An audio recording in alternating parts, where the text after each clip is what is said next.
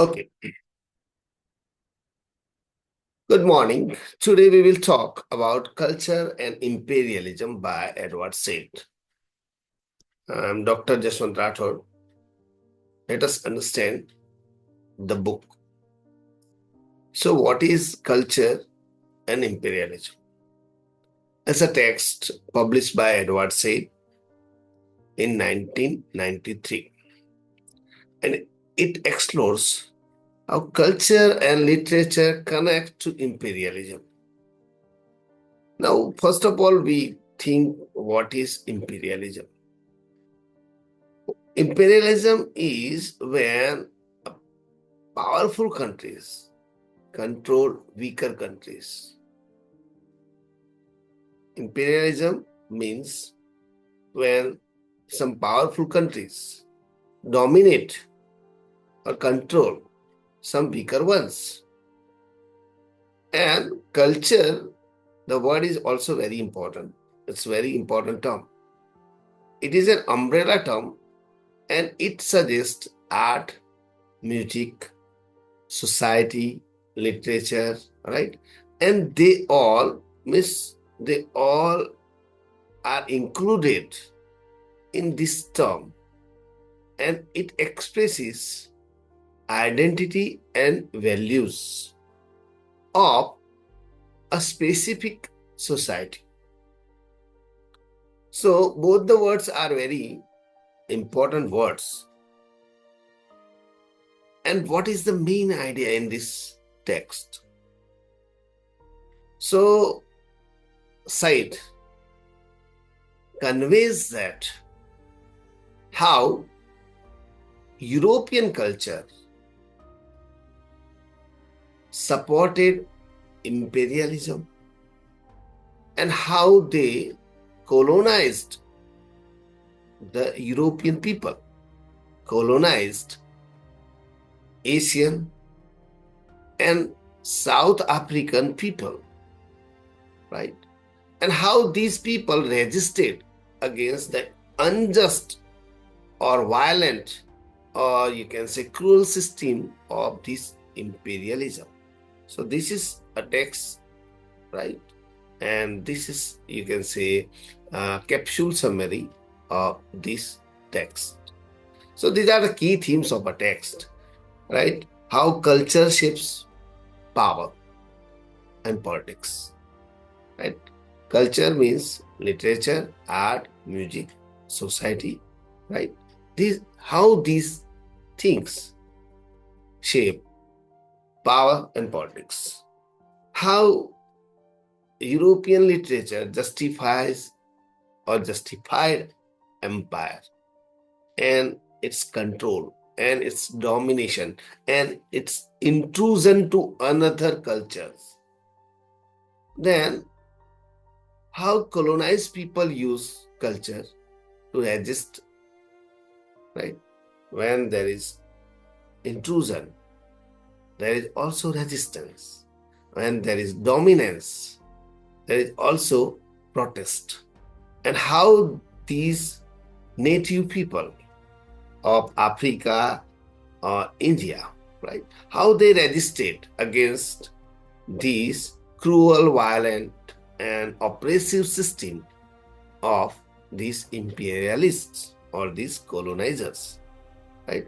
And this is the goal of the writer, Said, in this book, right? He wants that the world must be peaceful and there should not be a country dominating the other, a nation overpowering the other, a nation controlling the other, right? So there should be a word without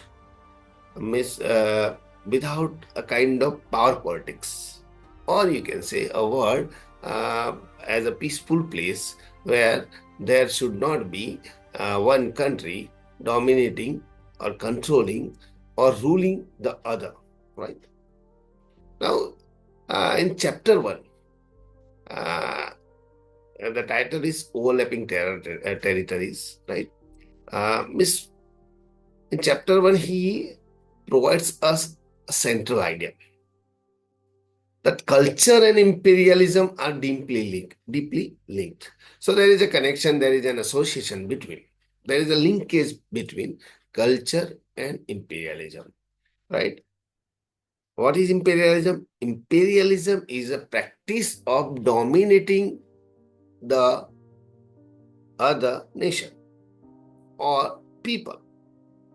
What is culture? Culture consists of some practices of literature, art, music, and society. Now, they are, according to science, they are interlinked. And there is a strong connection between the two. So, literature, art, music, and ideas, right?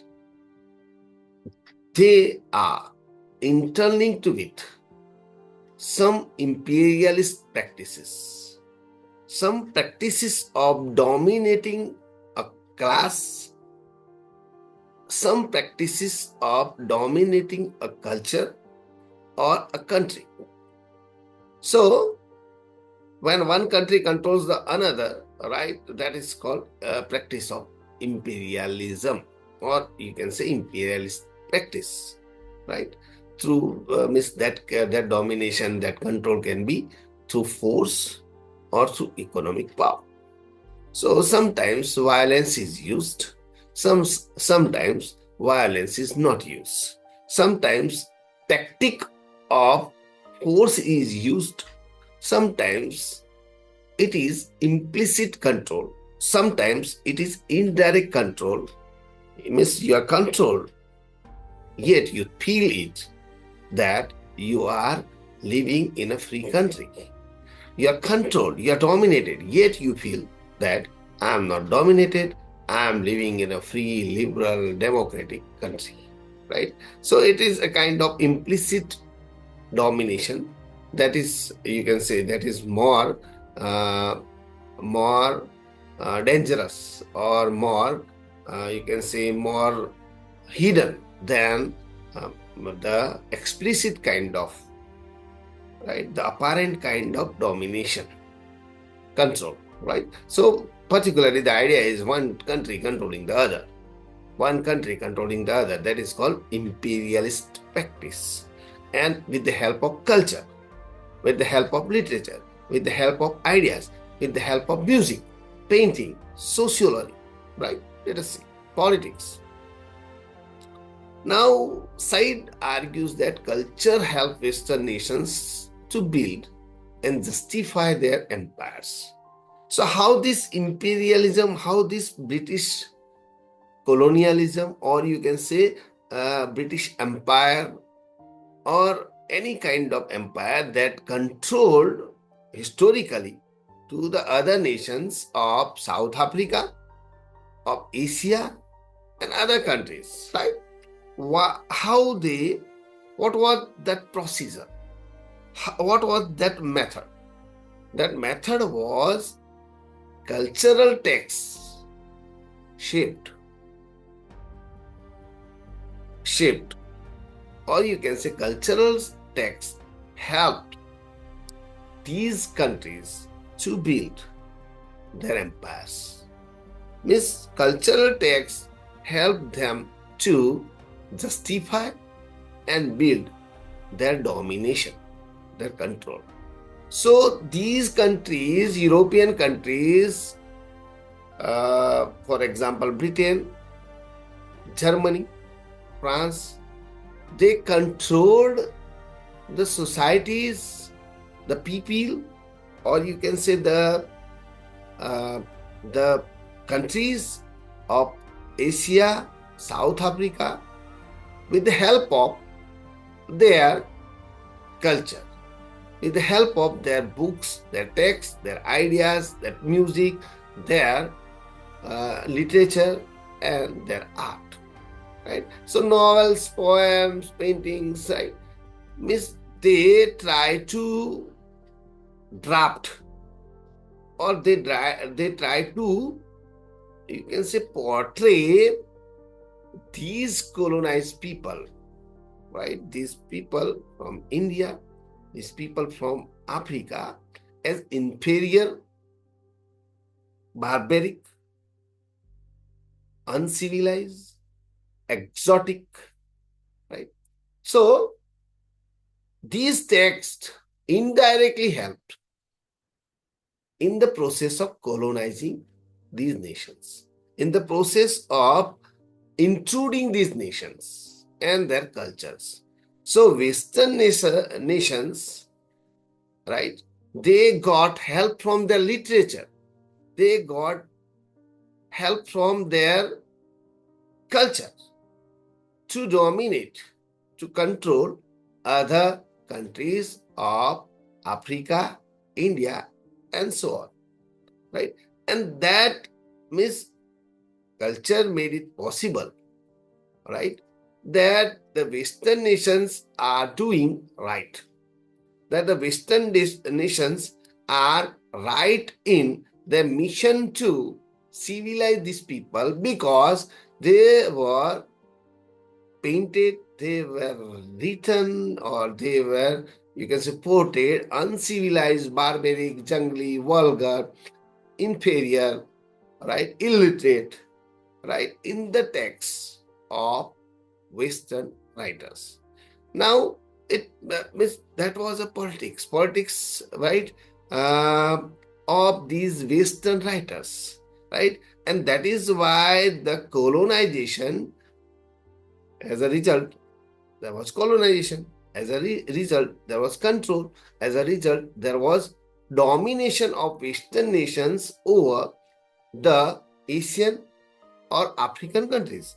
And these domination, this control, this, you can say, this intrusion, that can be called colonization, right? This colonization uh, was just, or you can say, natural, according to these writers. So they tried to prove these kinds of intrusions, or you can say inclusions, or you can say attacks, or you can say uh, uh, dominations or controls of one country on others as just and natural. It is considered to be a mission for, or you can say a responsibility, in a good term, a responsibility of developed countries, or you can say some powerful countries, to help the powerless or the barbaric countries, right? So this was the tactic which was used by the dominating, or you can say the powerful culture, right? Powerful Western culture. And that justified the process of colonizing, or the process of colonization. Now, let me also, uh, elaborate this idea. So the writer said, he explains that culture is a tool that shaped how people thought about the empire, right? So empire is not thought as cruel. Empire is, they show it, they proved it, or they tried to explain it, that empire is good. Empire is, you can say, a kind of enterprise which provides you development. So empire as a model of development was established by these cultural texts, right? So in the 19th century, Britain and France had large empires in Africa, Asia, and the Middle East. And their literature, right? This literature, or these writers, supported these empires. And they wrote novels, they wrote documentaries, they wrote travelogues, right? These things, the literary works, right? They presented that colonized lands are white, right?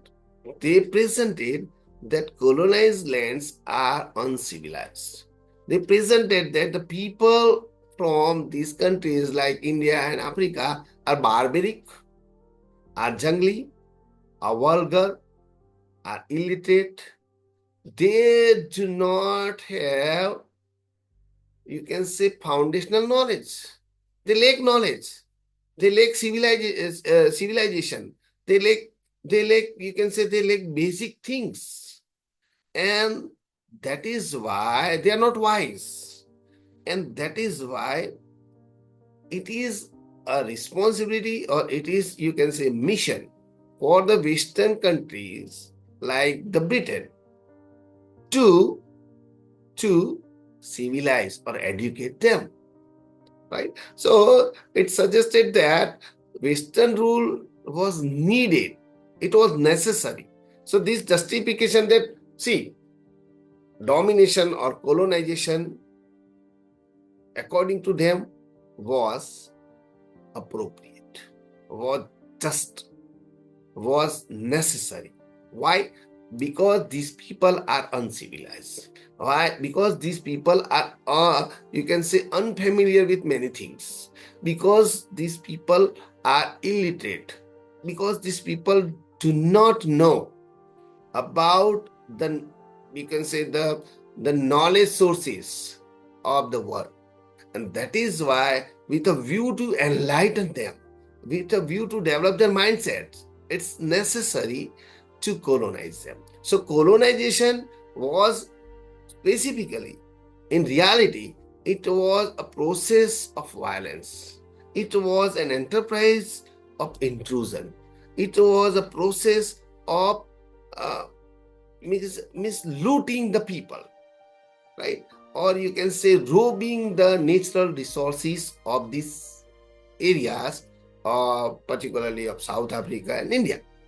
But this loot, this robbery, was justified by the literature of the Western countries, saying that no, colonization is equal to education.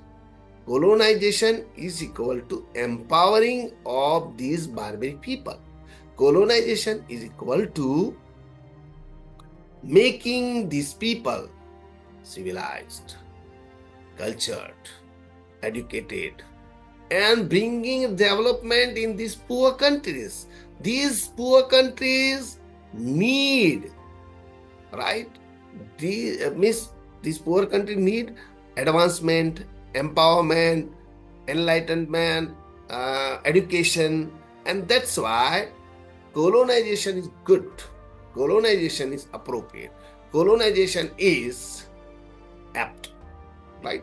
So this is called by Said structure of attitude and reference, right? So they developed a kind of attitude, all right, not only in the mindset of the Western people, but also in the mindset of the Asian people, Indian people, South African people, that yes, colonization is appropriate for us. So they miss those who wanted to protest against this cruel process of colonization. They started accepting it. They started, you can say that, okay, it is necessary. We must be ruled on. We must be dominated. We must be controlled because we are barbaric. It is a kind of psychological game, right? Where you can say they made the slaves think that they are enslaved and the enslavement is right. They made the slaves, they made the dominated people accepting their domination. So they are happily accepting that, okay, we are controlled by the British, we are under the British government, we are under the British regime, we are under the British colonization. And colonization is a good thing because it provides us good education, it provides us good, you can say development. So colonization is equal to development. Basically or realistically, colonization was not development. It was devastation. It was violent intrusion. It was violent intrusion to our cultures. It was violent intrusion to our mindsets. It was a process which made us psychologically slaves. It was a process which made us, you can say, uh, dependent on some Western knowledge. It psychologically affected our mindset, and we tried to accept and embrace their ideas, right? So it was not a very simple movement. It was not a very simple, you can say, procedure or strategy. It was very complex strategy, and it impacted us not only politically but also culturally, educationally, as well as socially, right? And economically too, because they looted our resources. They looted our natural resources, and this loot, that is called colonization, that is accepted by us, or that is approved or appropriated by this tax, right? Because they stated that yes, this is a right thing. Yes, this is a right process to enlighten, to educate, to make aware the barbaric person from India, the barbaric people from India, the jungly or the vulgar people of Mrs. It is a kind of enlightenment. So colonization was actually a violent intrusion, but it was portrayed as if it was enlightenment. It was portrayed as if it was advancement of knowledge. It was portrayed as if it was a kind of, you can say, a mission to educate the other, or educate the, you can say, Indian or African. Now let us move on.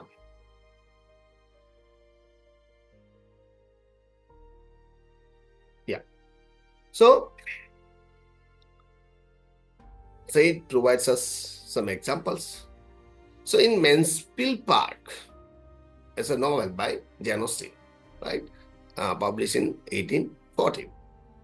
Now it tells the novel has a story, and Austin tells us a story about Bertram family, right?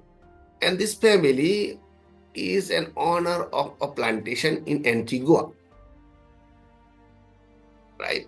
And Antigua at that time was a British colony.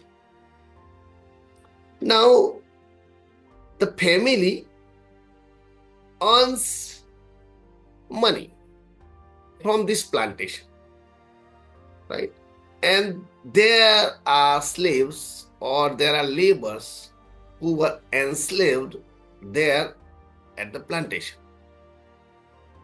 Now the family's life depends on the income provided by the plantation, which is the result of slave labor. But Austin does not criticize such kind of violent practice where people are enslaved and they had to work as laborers. Now the plantation is a kind of colonization, right? So they have intruded. These British people had intruded, right, the land of the native in Antigua, and they are running their business there. They are running their business there. But Austin is silent about this slavery. Austin is silent about this cruel practice. Austin is not using words and not writing anything about the tragic saga of these laborers. She is not writing about these laborers. Rather, she shows us how these Bertram family enjoys from the income of the plantation. Means the fruits of colonialism or colonizations are described, but the tragic dilemma or tragic, you can say, pain of the slave people, right? Antigua people, they are not described in the novel, right? So the wealth of colony, wealth from colony means this is a kind of loot, this is a kind of robbery, right? So the wealth of colony is normal and acceptable. So she in her novel tries to convey that the British can loot from Antigua. They can make wealth from Antigua. It's normal, it's acceptable, right? So how the writers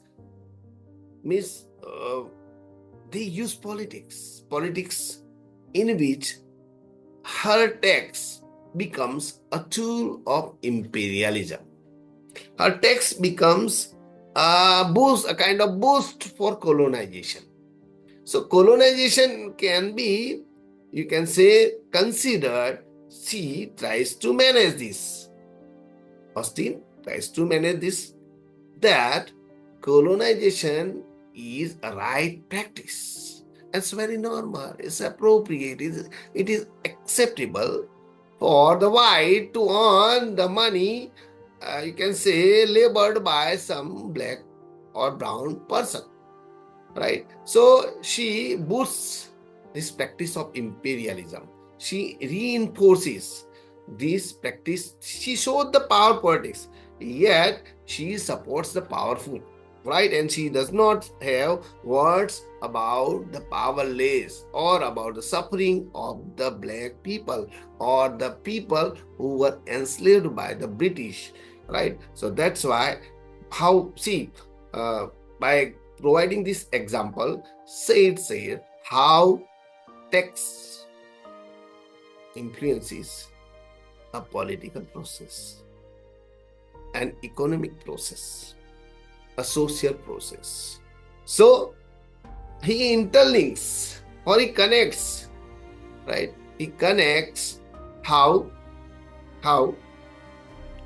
literature can be, you can say, a tool or a weapon for a political enterprise, for a political, you can say, intrusion or attack.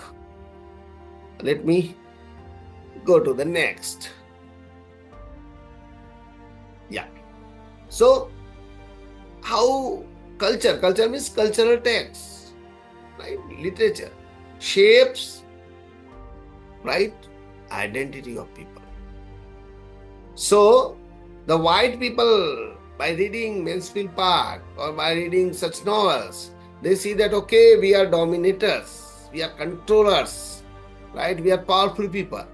And they see themselves as a powerful people, right? And in contrast, the people who are dominated may see themselves as enslaved, weak, right? So in Western culture, the West was established to be. Please read his text, Orientalism, right? So there are many references from Orientalism too, right? Said's book, Orientalism, was a foundational text of post-colonialism, right? It's a very influential book, and it's a kind of, you can say, must-read book, right? Okay. Now, the Western culture, right?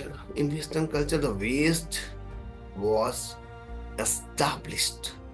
The West was established by culture or cultural texts, by literature, by ideas, by paintings, by music, right?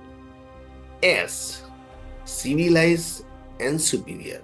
So the, you can say, binary opposition will be the East is uncivilized, the East is inferior, right? So the East or the colonized land were considered automatically as backward and primitive.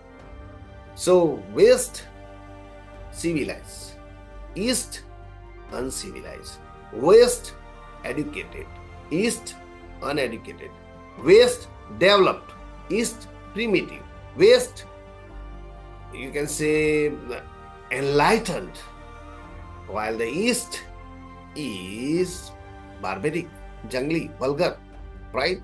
So all the good things are attached to the West in this text, while all the bad things were associated with the East or the countries which were colonized. So colonization as a process was helped by these writers, and they tried to establish that these people from East, these people from Africa and India, they are primitive, they are backward, they are, we can say, they are illiterate, they are vulgar, they are, you can say, they are nude, you can say they are exotic, they need knowledge, right?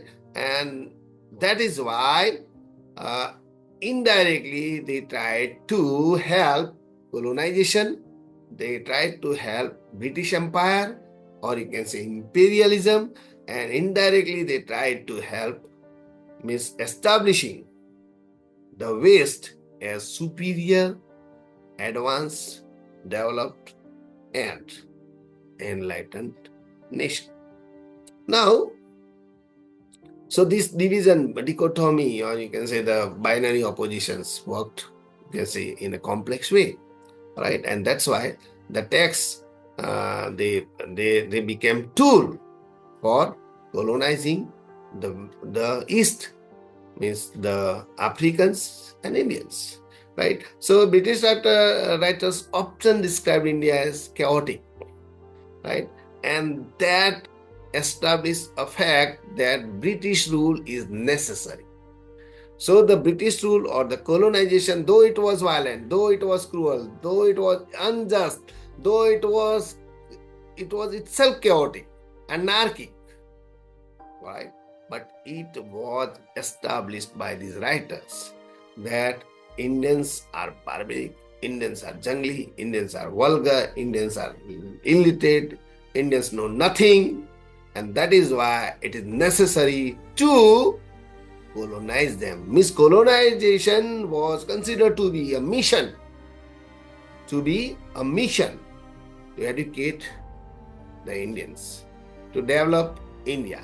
So colonization was established as a development enterprise, as a development, you can say, project.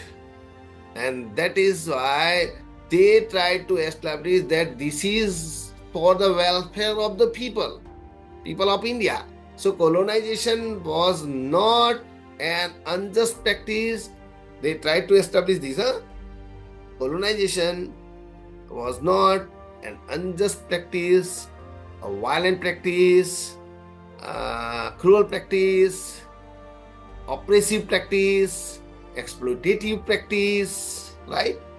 Rather, it is a necessary mission to educate, develop, advance the people of India, advance, enlighten the people of India, to make them civilized, to make them sophisticated, right? To bring some changes, because these are barbaric people.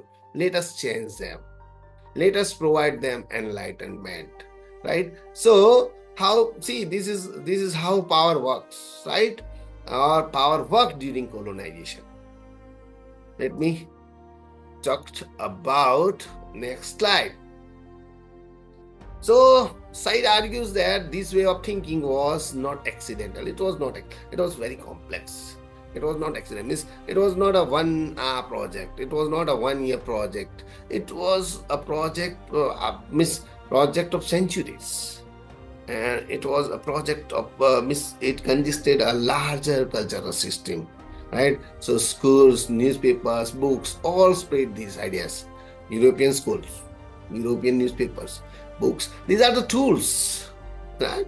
These are not. See, particularly we students think that schools are innocent. I'm sorry, they are not. Right? Newspapers are innocent. They provides us good news. They provides us. They provide us news which are neutral. No, they are very political, right? And books, they are also means authors are political. Authors are not apolitical fellows, rather they are political fellows, right? So Said tried to establish this. He tried to expose that the Western schools, newspapers, and books, they were political, and they spread these ideas that Indians, Africans are barbaric, they are nude, they are vulgar, and they need advancement. They need enlightenment. They need means some kind of development. And that is why colonization is good. That is why colonization is not an intrusion, not an attack on culture, not kind of, you can say, unnecessary invasion into someone's culture. But it is necessary step. It is necessary project to develop these people, right? So let us develop people. Let us develop these African and Indian people, right? And let us make them enlightened. So they tried schools, newspapers, books, texts, literary texts. They tried to establish these facts, though they were not facts, right? So they tried to establish these issues or this such kind of misbeliefs, right? That colonization is good, it is appropriate. So they tried to appropriate colonize, justify the colonization process. Also, they became common beliefs. So once, see, lies, if a lie is told 100 times, it becomes truth. It becomes common belief, right? So this is the politics which can be which can be connected with psychology, human psychology. So once you are told a lie, then the lie is repeated again, and again. So one day you will believe in that lie. So a lie which is told 100 times become a common or a collective belief, right? So think about it. Means if you cannot if your mind cannot resist against that lie, right, then you will start accepting some lies. And the world is full of politics, the world is full of lies, and we have some political lies, some economic lies, right? So we try to, because what is the purpose of education? The purpose of education is not to accept what you listen, not to accept what you read, right? Later I will discuss this point. Okay, even people who did not directly support imperialism, right, they tried to accept these views, right? And that is why this kind of cultural hegemony was established, right? Means this cultural hegemony that you can say that established a kind of notion that you can say that founded a kind of notion that Western countries are superior. They are developed, they are advanced, they are enlightened, and Eastern countries, or you can say Africa and India, they are yet to be developed, right? They are developing countries, or they need some advancement and development, and that is why the intrusion, that is why the you can say attack, or that is why you can say the process of colonization is appropriate, it can be justified, it is good for India and Africa. So the ideas dominated society, right? Which ideas? Ideas of the Western people, that the West is superior to East, that the West is not barbaric. It had advancements. It had its development projects, perspectives. And that is why the Eastern people or the people of Africa or India must accept colonization as a process of development. Now, so culture and power are interrelated, and it is connected to culture. Power is connected to culture. Those who control culture, right? Those who control culture, right? For example, writers, artists, and intellectuals, right? They have great influence or a significant influence on politics, right? So politics, power, and culture, these are interconnected terms, right? So writers shape the politics of any nation. A writer is capable of, he has an ability to shape the socio-political economic realities of his country as well as the country which is colonized, right? So this is a kind of interconnection or interrelation between writer and culture, or writer and the process of colonization. In imperial nations, these people often supported the empire, right? So these nations, Western nations, the writers of you can say the Western writers, they supported colonization, they supported imperialism, they supported colonial processes, they supported the colonial, you can say, tactics, strategies, and their work made imperialism seem moral and inevitable. So for them, imperialism was not a violent process. For them, imperialism was not an unjust process. For them, imperialism was not a kind of intrusion into someone's culture, a kind of, you can say, attack on someone's religion, someone's society, a kind of exploitative practice, a kind of loot, a kind of robbery. But they tried to prove that it was a moral responsibility of the developed nations or the powerful nations to serve the powerless nations. So it was considered, or it was justified as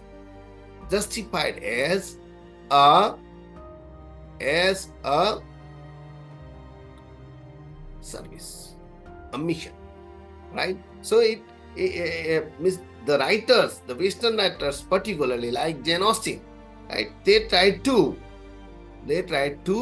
provide these practices a moral framework, and for them it was inevitable for the Western people.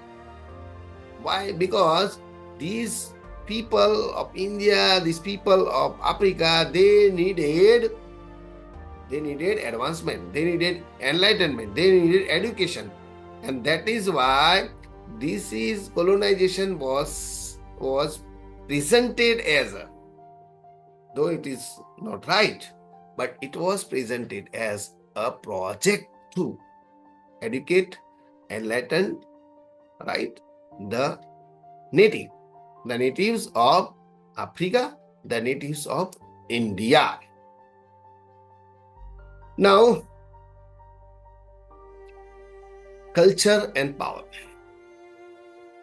So Rudyard Kipling's novel Kim, which was published in 1901, it celebrates British rule in India, and the main character is named Kim.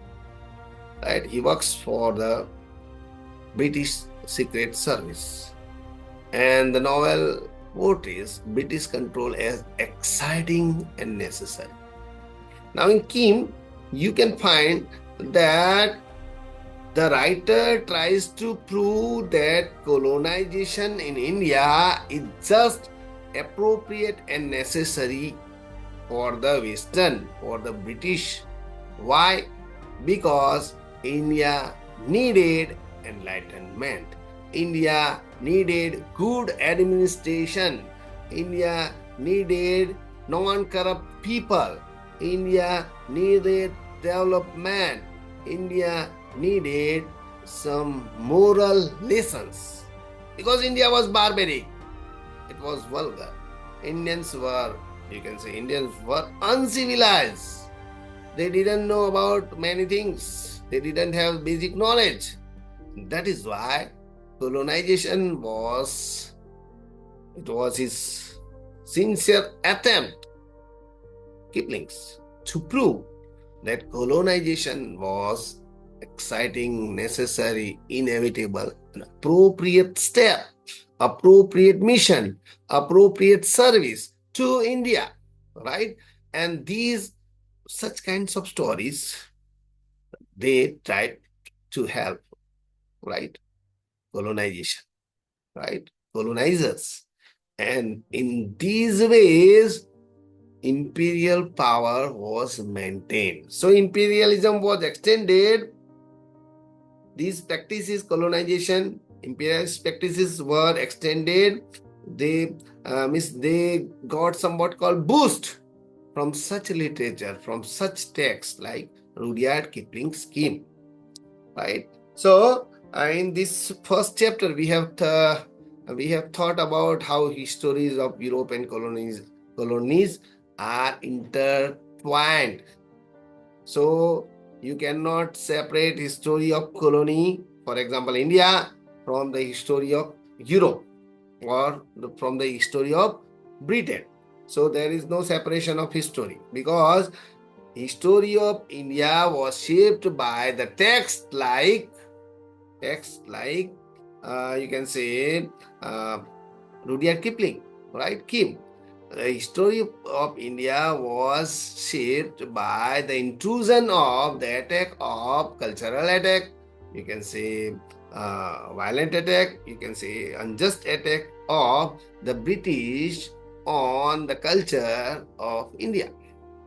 And that is why history of India is not in vacuum, or history of you cannot describe history of India without describing colonization, without describing how colonial empire, how colonization or how colonial enterprise influenced the culture, literature, knowledge system, teaching, education, politics, economy, psychology of the nation, right?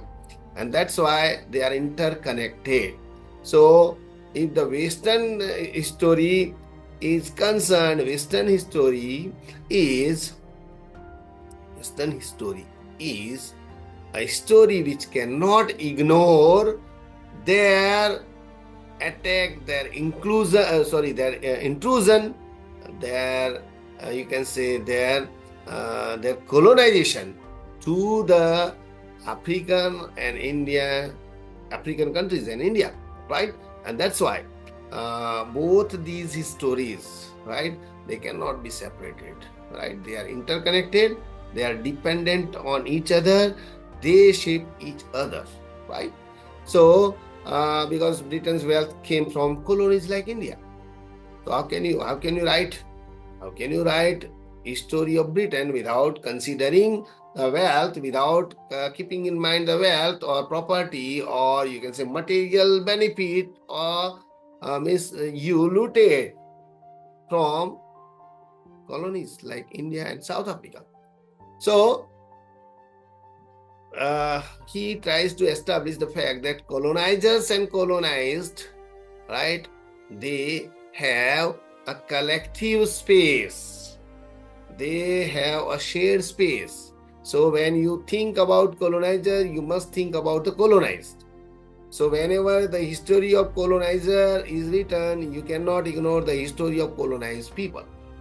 Or whenever a history of colonized nation is written, you cannot ignore the intrusion, the attack, or the, you can say, the colonizing process by the British or by any other Western country, right? So Western culture often ignores colonies' contributions, right? Though they ignore colonies' contribution, but colonies, right, do, or you can say they did contribute in the wealth, in the economic development of the countries of the colonizers. For example, Britain's history cannot ignore the contribution of the colonies such as India, because their history, their sociology, their society, their economy, that in the, you can say, 19th and 20th century, right? These histories, or their economy, right?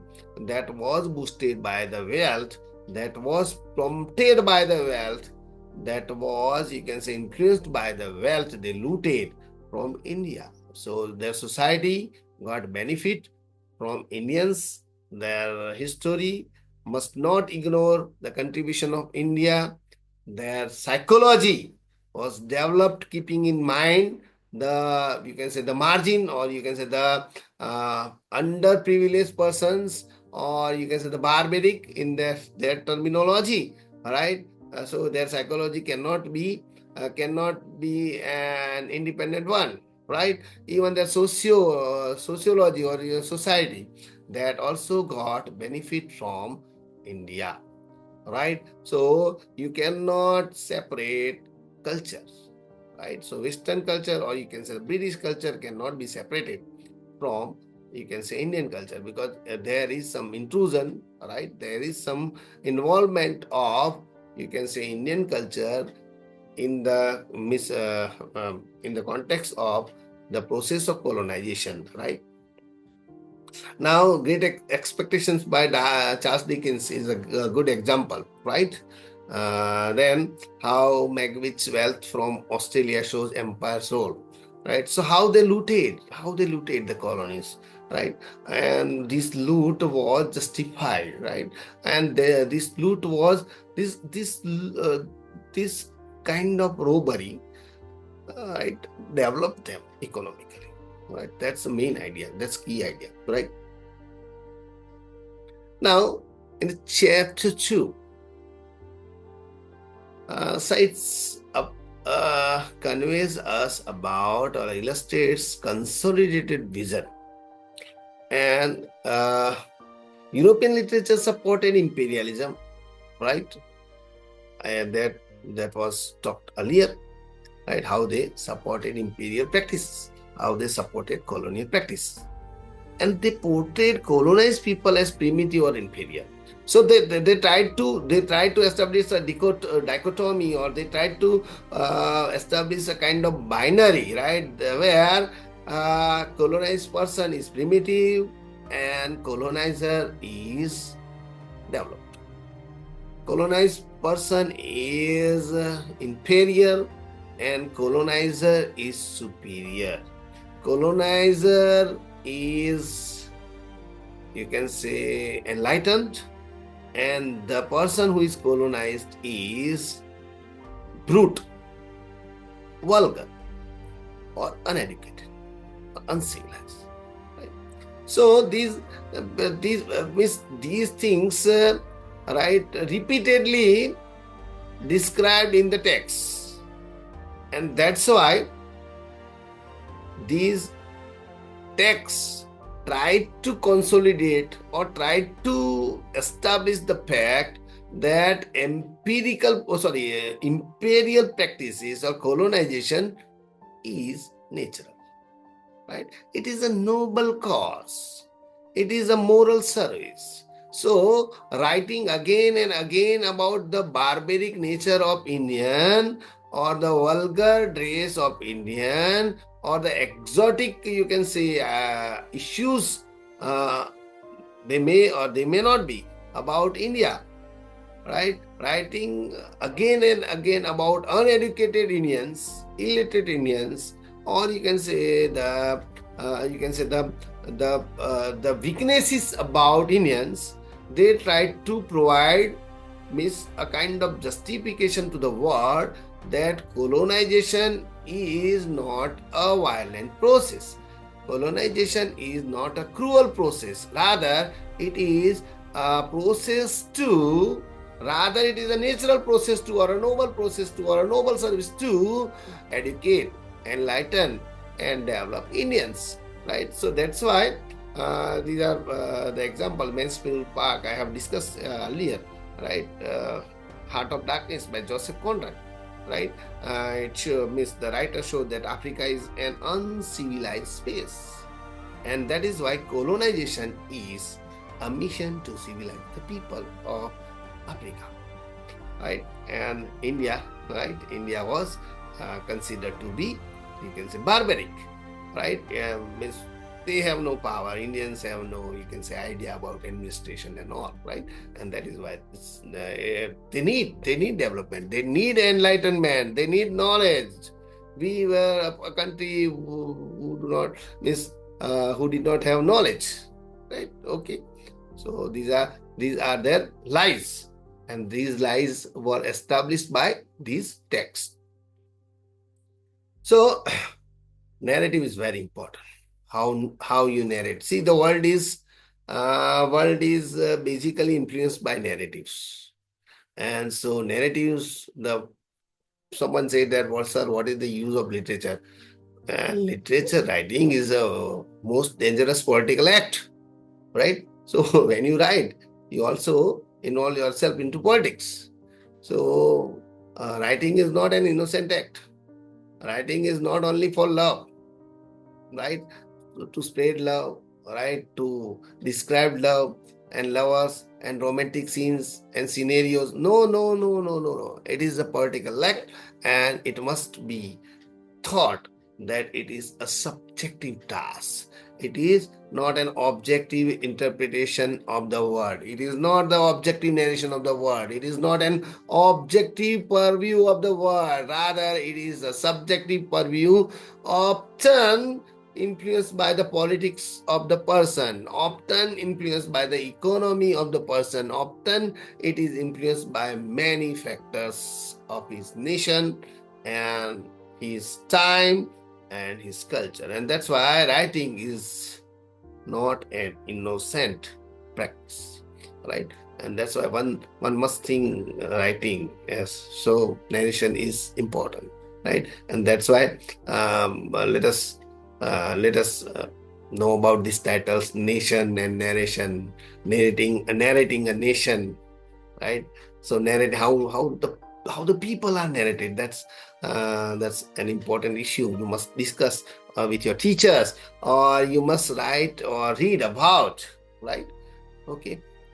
So Said argues that narratives or stories are central, right? Because they shape how people understand the world. See, the world is perceived by us through books, through stories. So I don't know about Africa, I don't know about you can say USA, but I will read a story from USA and I will think that okay, Americans are like this, right? So stories shape our world. So stories influence our perceptions. Stories influence our perspectives. They shape our context. They provide us content, and these contents shape our context or our perspectives or our purview of the world, our perceptions about the world or an area or any culture or a person, right? And that is why they help us to understand the world. But they are political. And that is why Western culture during colonizing practices or during colonization, right? They wrote stories, they wrote narratives, and these narratives often supported imperial goals. They often supported the process of colonization. They often supported how good is the colonization, right? And that's why they boosted the process of colonization, right? That is why Said examines how novels in particular created stories that justified. See, the word justification is very important, right? So colonization is a justification, right? As a process of enlightening the people, as a process of educating the people, right? That is a lie. That is a big lie. That is a false perception that was created by these novels, the novelists, right, of the 19th century.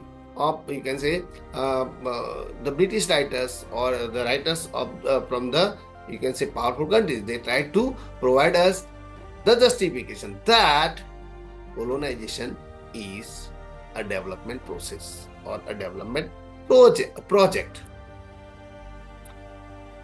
Okay. So Said said that novels help create an imperial geography, right? For them, West is good, Africa is worst. For them, West is great, India is not great. For them, Western people are civilized, right? They are sophisticated, they are educated, they are advanced, they have some good, great knowledge, significant knowledge. They are good contributors in the knowledge system. While Indians, they do not, or they did not have basic knowledge. They lack knowledge. And they try to establish these things, right? So this means they describe the world in a way that supported Western dominance. Means Western dominance is supported, right, by these writers. Means they try to establish that, okay, their culture is dominated culture. Their culture is very powerful culture. Their culture is source of knowledge. They are, means they are some knowledgeable people. They have ample knowledge, right? And that's why he gives examples of the British novels of 19th century, right? So they sat in colonies, right? They did not, or the writers did not talk about the suffering, the pain, the exploitation of the poor, the colonized people, right? And that's why they did not, they show that, okay, how these uncivilized people are, you can say, are getting civilized by these British, right? And that's why they try to portray this setting the distance and stance, right? For them these are not some enlightened species, educated species, some species which can please you. These are the species which are disgusting species. These are the species which are, you can say, these are not entertaining. Rather, they are gothic places. They are horrible. They are miserable places, right? So they described Africa, they described India as a place where lives are miserable and they are the abode of suffering, right? That's why they try to make the Western readers feel that these colonies are not civilized. They are separated. They are not sophisticated.